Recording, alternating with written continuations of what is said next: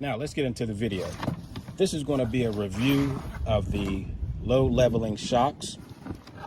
These particular shocks were taken out of my Durango 2019 Dodge Durango RT 5.7. Now, two reasons why I removed these from the Durango was, for one, these came with the Durango and it leaves a huge gap in your wheel real well. Some people like them, some people don't, but I think it looks more aesthetically pleasing when there's a smaller gap. And then two, if you plan on putting lowering springs in your vehicle, in order to get the full potential out of the springs, you need to swap these out for some regular ones. Now, I guess in the past these were called the Nivomat shocks, but now, as you can see, these are sachs, whatever you want to call it. And these things, if you notice here, this upper mounting bracket, if you notice how thick it is, this is a good 4 inches. And that is why there's such a huge gap in the wheel well with these shocks being on your vehicle. And so when you swap these out, the upper mounting bracket for the regular shocks, there's about 1 inch gone. So it comes down to here. This isn't here. It's about this. So that enables your vehicle to be about 1 inch lower. Now, this here, this is the bump stop, and this is the dust boot.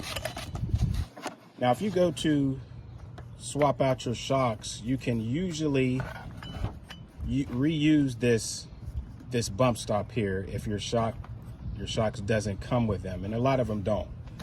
And usually you can reuse this dust boot as well. So they're interchangeable on a lot of different shocks that you plan to swap these out with.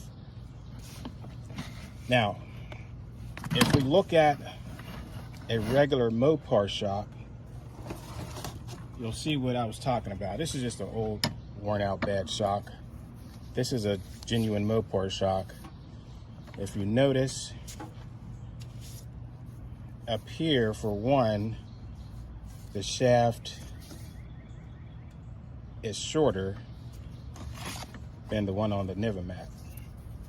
Now, the upper mounting bracket is removed from this, but it's a lot shorter than this big bulky one here. So again, that's why when you swap these low leveling shocks out with regular ones, you're able to get about 1 inch lower just by doing that.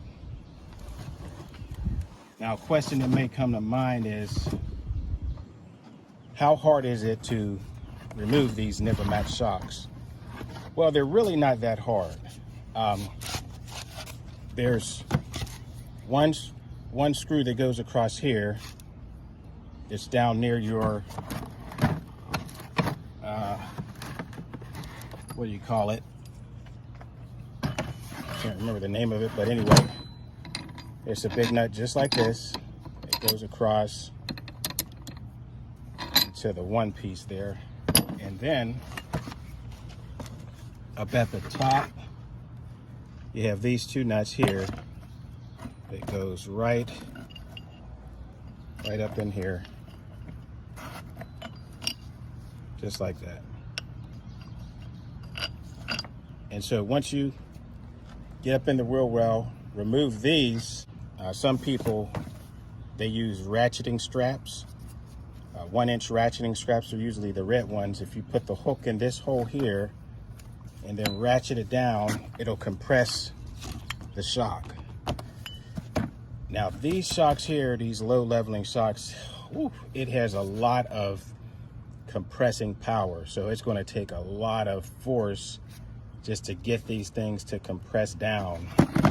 Tremendous amount of force. And with the regular shocks,